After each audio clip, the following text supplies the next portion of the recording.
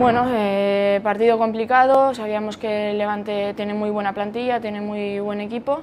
Veníamos con las ganas de poder conseguir los 3 puntos después del partido de Copa que no lo pudimos conseguir aquí en San Mamés, y la verdad es que nos hemos puesto con el 1-0 muy pronto y bueno, hemos sabido gestionar yo creo que el resultado bien, y bueno, con el 2-0 ya hemos estado bastante más tranquilas y importante para nosotras los 3 puntos.